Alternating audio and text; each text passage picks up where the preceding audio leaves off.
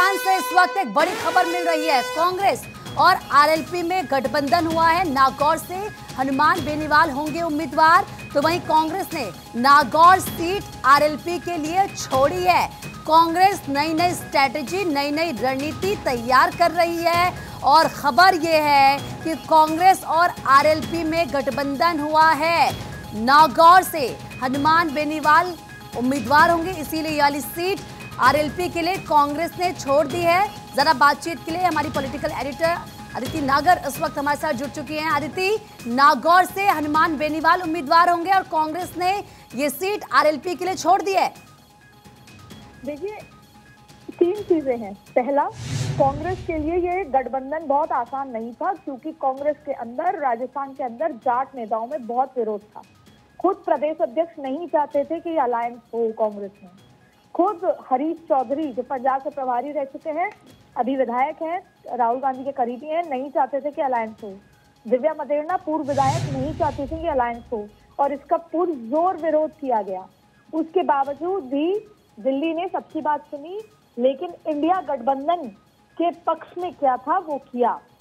अब देखिए जी, 2019 में हनुमान बेनीवाल नागौर से चुनाव लड़े और दिव्या जो अभी जो बीजेपी की तरफ से प्रत्याशी हैं मिर्धा, वो भी चुनाव लड़ी। लेकिन उल्टा था, ज्योति मिर्धा तब कांग्रेस में थी और हनुमान बेनीवाल तब भारतीय जनता पार्टी के गठबंधन के साथ नागौर में चुनाव लड़ रहे थे। और अब 2024 में ये आप देखिए कि ये सिर्फ राजनीति में ही संभव है कि 2024 में 5 साल के अंदर अंदर सारी तस्वीर बदल गई और कुछ भी होने को की संभावना को ही राजनीति कहते हैं कि अब हनुमान बेनीवाल तो कांग्रेस के साथ अलायंस में चुनाव लड़ रहे हैं और वही ज्योति मिर्धा बीजेपी के टिकट पर चुनाव लड़ रहे हैं। स्थिति पिछली बार की तरह है, लेकिन एकदम विपरीत पार्टियों के साथ है। अब देखिए, इंटरनल पॉलिटिक्स बहुत ज्यादा है, लेकिन अगर इसको बहुत सिंपल तरीके से समझें तो एक बात समझी जाए, जाटों को लेकर भारतीय जनता पार्टी कहीं ना कहीं अपने आप को कमजोर महसूस करती है, इसलिए लगातार काम कर रही है। कांग्रेस को इस बात का अंदाजा है कि विधानसभा चुनाव में जाटों ने हमें वोट दिया, जाट कांग्रेस को ही वोट देता है। उसी जाट फैक्टर को इनहेंस करने के लिए कांग्रेस ने अलायंस किया और हनुमान बेनीवाल एक बड़ा जाट चेहरे के रूप में है, तो वो न सिर्फ नागौर जीतना चाहते हैं या टक्कर देना चाहते हैं, बल्कि आसपास के इलाकों में भी जाट वोट फैक्टर को इन्फ्लुएंस करना चाहते हैं। अब ये कितना तब्दील होगा वोट्स में, ये बात अलग है, लेकिन इस रणनीति के तहत मोहन प्रकाश ने बेहद महत्वपूर्ण तरीके से, देखिए अशोक गहलोत इनके समर्थन में थे, सीपी जोशी इनके समर्थन में थे, जो पूर्व विधानसभा अध्यक्ष थे, और जो बड़े नेता हैं मोहन प्रकाश, वो इनके समर्थन में थे।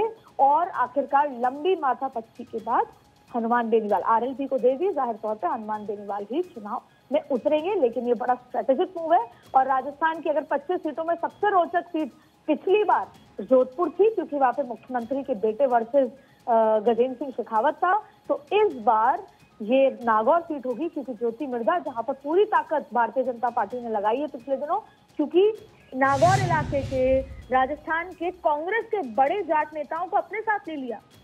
अगर बात करें तो कटारिया, लालचंद कटारिया को लिया, वहीं नागौर से मिर्धा परिवार में रिशपाल मिर्धा को लिया, जो एक समय में ज्योति मिर्धा के खिलाफ थे, हैं पारिवारिक रिश्ते लेकिन खिलाफ थे राजनीतिक रूप से, उनको लिया। इसके अलावा उन्होंने उनके बेटे विजयपाल मिर्धा को लिया, तो कहीं ना कहीं उस जाट फैक्टर को इनहेंस। और आपने देखा कि राजस्थान के एक बड़े जाट नेता दिल्ली में भी प्लेस्ड हैं, तो वो वाइस प्रेसिडेंट ऑफ इंडिया, वो भी राजस्थान से बड़े, तो कहीं ना कहीं इन्फ्लुएंस भारतीय जनता पार्टी लगातार करने की कोशिश कर रही है। इसीलिए ये जो सीट है, इस सीट पर अब ये जो चुनाव है बड़ा रोचक होने वाला है।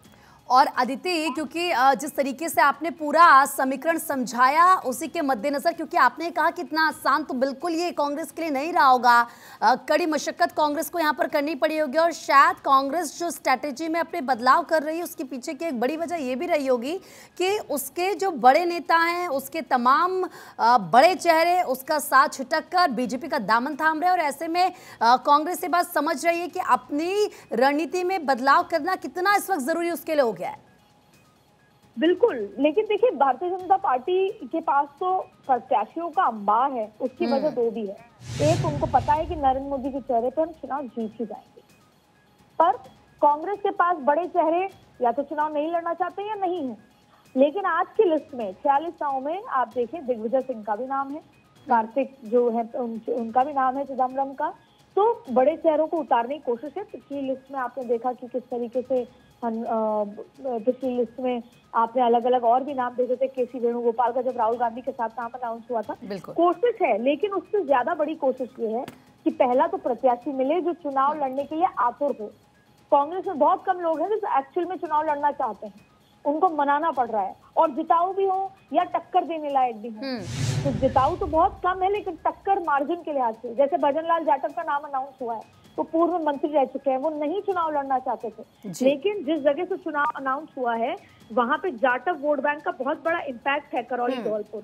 और देखिए राजस्थान में, ईस्टर्न राजस्थान की पॉलिटिक्स बहुत महत्वपूर्ण हो गई है, क्योंकि मुख्यमंत्री भरतपुर से आते हैं।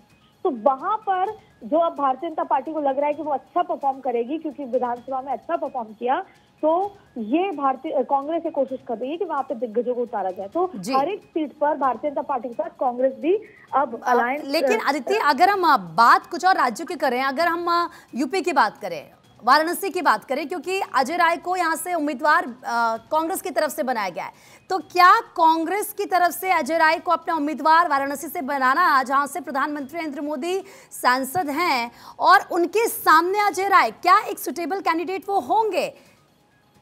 देखिए ये कहीं ना कहीं पता है, जैसे आप देखिए, ये तो पता ही है, भारतीय जनता पार्टी ने अपने आंकड़े दे दिए 370 400 पार। तो अब जब से ये आंकड़े दिए हैं, कभी ये मुद्दा होता है कि क्या भाजपा सरकार बनाएगी या नहीं। मुद्दा होता है कि जीत तो रही है, वो तो मुद्दा ही खत्म, क्या 370 कर पाएगी या नहीं। भारतीय जनता पार्टी साइकोलॉजिकल खेलती बहुत अच्छे से, ठीक वैसे ही गिव अप, मतलब कहीं ना कहीं उस मोड में आप देखिए, ये पता है कि वाराणसी में किसी भी प्रत्याशी को उतार दिया जाए कुछ नहीं होने वाला। हालांकि जब राहुल गांधी थे तो स्मृति ईरानी को उतारा था, Bharatiya Janata party risk taking है। यहाँ पर ये पता है कि नरेंद्र मोदी के सामने कोई टिकने नहीं वाला, तो जो लड़ते आ रहे हैं या जो उनके प्रत्याशी उनको उतार दिया जाए। कांग्रेस तो अमेठी और रायबरेली में ही रिस्क नहीं ले रही। क्या अदिति, ये पता होता है ना कि हम नहीं जीतेंगे, सामने वाले से जब हम युद्ध कर रहे होते हैं और मानिए हमें पता है कि हमारा सामने जो बंदा खड़ा है या जो भी है वो ज्यादा पावरफुल है, वो ज्यादा ताकतवर है, तो एक होता है कि पहले ही अपने हथियार छोड़ देना, और एक होता है कि हम आखिरी दम तक लड़ेंगे। लेकिन कांग्रेस ऐसे लगती है वाराणसी में जिस तरीके से अपना उम्मीदवार उतारा गया है, कि कांग्रेस ने क्या पहले अपने हथियार छोड़ दिए? देखिए आप कहीं जगह मान सकते हैं, कहीं जगह इसको ऐसे देखिए कि तभी अलायंस का, जब आप हथियार छोड़ देते हैं तभी तो बड़ी अलायंस बनती है कि हम अकेले कुछ नहीं कर पाएंगे, हमको एकजुट होना है। हालांकि एनडीए भी अलायंस कर रही है, पर एनडीए में भारतीय जनता पार्टी को क्योंकि अपने नंबर में इजाफा करना है जी।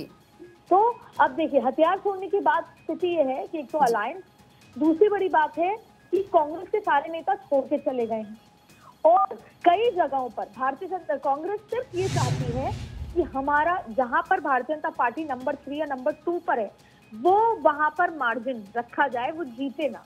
मार्जिन बढ़ाने के लिए यहाँ पर इंडिया गठबंधन एक साथ लड़ रही है, जिससे वो जो नंबर 2 वाली जगह थी, जहां पर पिछली बार भारतीय जनता पार्टी नंबर 2 पे रही, जीत नहीं पाई। भारतीय जनता पार्टी की कोशिश है कि वो नंबर 1 पे आए, तो कांग्रेस ये चाहती है कि वो नंबर 2 पे ही रहे या पीछे आ जाए। बस लड़ाई है मार्जिन की, कि कांग्रेस कहाँ पर रोक सकती है भारतीय जनता पार्टी को।